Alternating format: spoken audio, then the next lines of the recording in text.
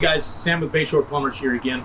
The last video we covered the replacement of a flapper, and today I want to cover something a little differently. I alluded to it in the last video, and it is about the fill valve. One of the other reasons it might be leaking, and it is something that's a little bit more advanced, and I want to cover it. I'll cover it in detail. It's really easy. We'll take it step by step. But it's something that any homeowner can do from home, and I'd like to give you guys that. So we're back here with my trusted Toto Drake here, our kind of shop training toilet. And before I get into it, I want to just really quick, and it's not a plug for Fluid Master fill valves, but they are basically universal. You can almost use it in every single application.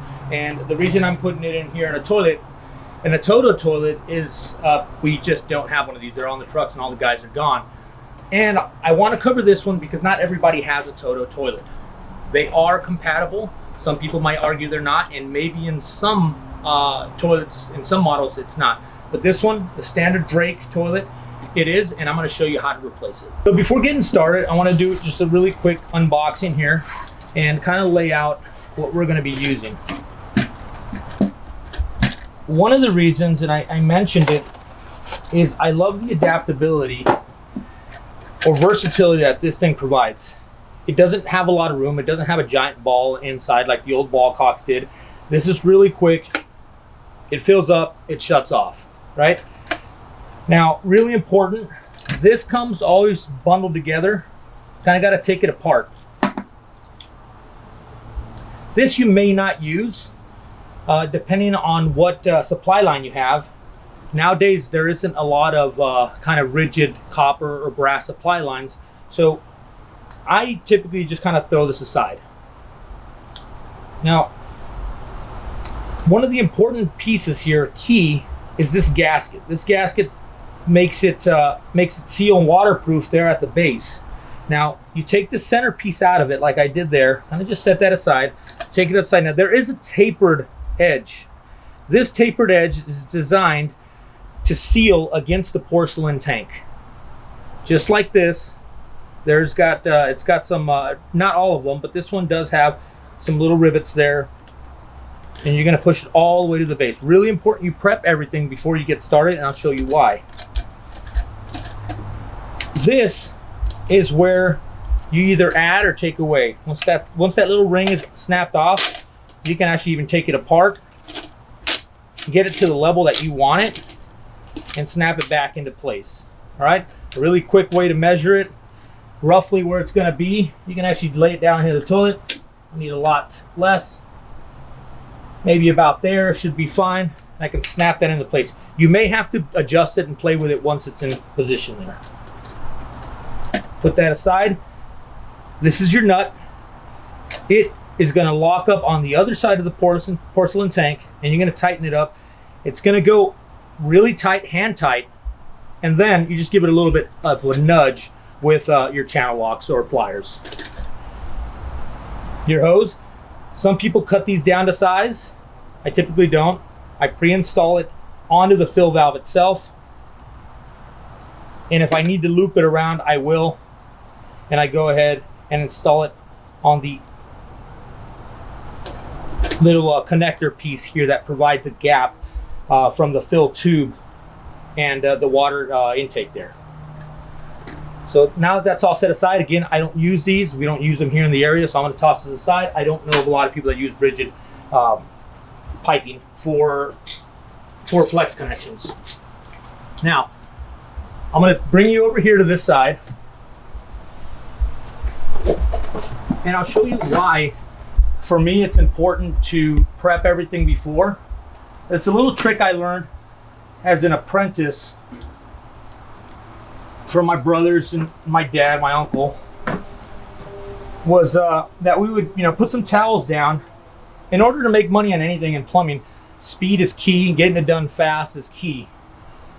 It's not the most important thing, but it makes it a lot easier if you're able to do things a little bit faster. Now, this is just a mock toilet, so there is no water. Really important though. Again, this is a valve. Right turns it off, or clockwise turns it off, counterclockwise turns it on, right? Depending on the condition of this flex line, I typically replace it every single time because they're not that expensive. You get them for about $5 to $10. So when I buy the fill valve, I usually just get another flex line like this, 7/8 by one side by 3/8 on the other, is typically the standard sizes here in California. Now, once that water's off, I'll lay down some towel protections here. You don't want water creeping in either under the toilet or just making a mess. And I typically can just take it out down here. And channel locks aren't the best for this. You don't want to scar it up pretty bad, but they will work in a pinch. You don't have a crescent wrench there. And not going to apply too much pressure to it. So that slight twist to get it off. Water is, once it's off, water is going to come down, right? So you just want to loosen it up. Water, it's not going to empty out the tank. Don't worry. It'll come to a stop. I'll put this aside there. You can put a little, if there's enough room, you can put a little panel down there, just kind of collect that water. Towels should do. All right. Good idea before you get started is just kind of flush that water. Get most of the water out. It'll probably come down to about maybe 90% of the tank will be empty. You probably have that little 10% left. And this is where it's going to be critical. Once you got the water kind of drained out of here, usually you can kind of take that out hand tight, but if not, just give it a little bit of nudge, just like this, counterclockwise to loosen up this flex line that I will be replacing today. Toss that aside. Now,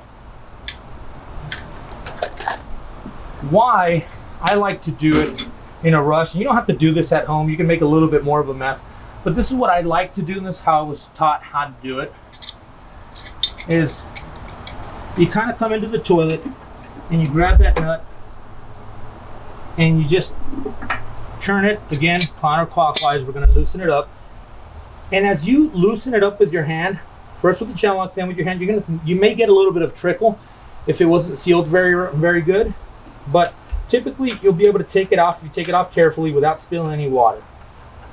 Now, at that point, take it off nice and carefully.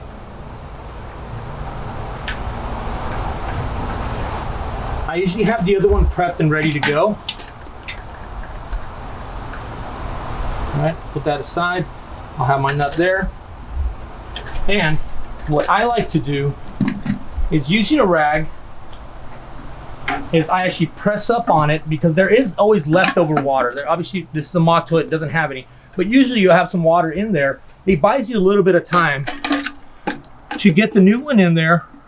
Now, as soon as I loosen up with the rag, I push one down and I hold. There might be a little bit of water that's going to drip. I already have my nut in my other hand here, and I start screwing it on, and I'm just holding pressure with my thumb, downward pressure, so that it doesn't leak all over the place. And I screw this one in as fast as I can here. As soon as you start getting it nice and snug, no more water will come out, even if it was dripping slightly. Once you get it all to the point where it is hand tight, I give it a little, just tiny little nudge, maybe 1/8 or 1/4 of a turn more, and it's in there tight. It's not going to move around. There is no leaks. Dry it up, look around, see if there is any leaks, and you'll get that nice tight seal. One thing you can do before that is also you can kind of clean it up a little bit. Sometimes I do if it's really dirty. Usually I don't. At that point, as we discussed, we're going to apply this little clip.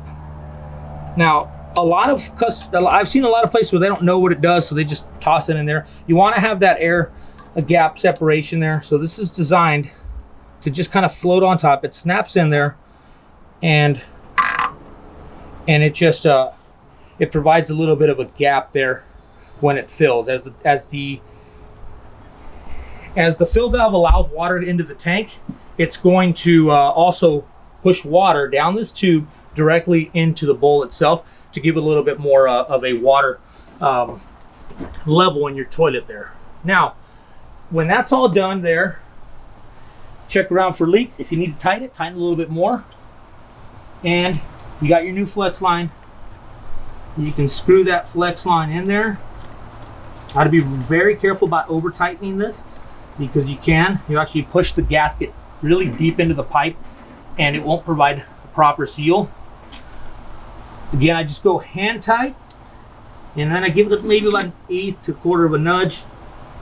You can kind of feel it. You don't want to over tight. And then what I do with the flex line, and really quick, sometimes this is up high.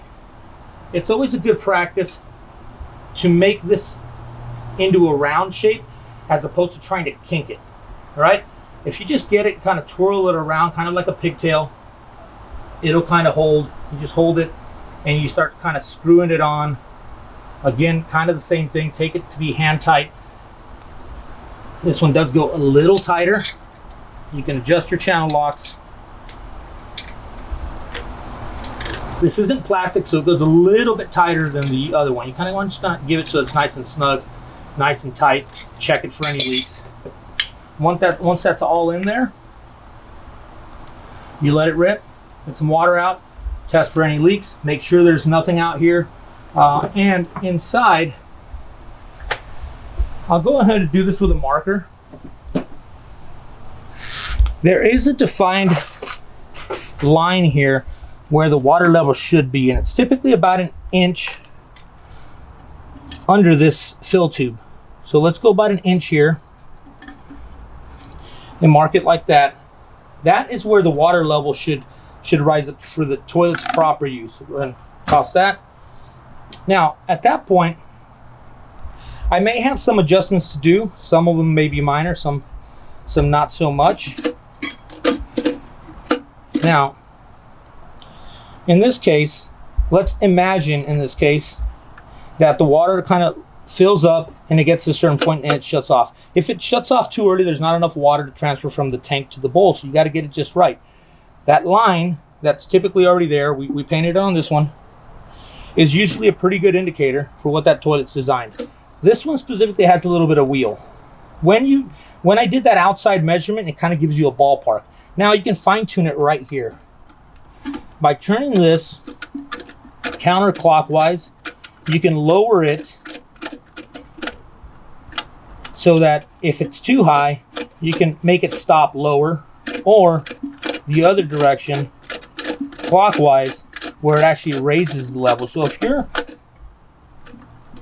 your water is too high or too, you kind of play around with this. Let the water out. You can kind of lift it here, let the water out until you get it just right. So that as soon as the water reaches that line that we've drawn here, it just shuts off. Right? That is kind of your marker there.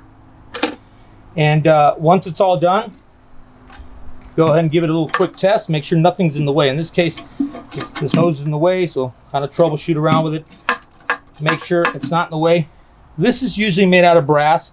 You can kind of twist it a little bit, mess around with it so that it's not in the way. Again, this fill valve is not made for a Toto, but it is adaptable, as you can see here. It works just fine. I've tried it several times.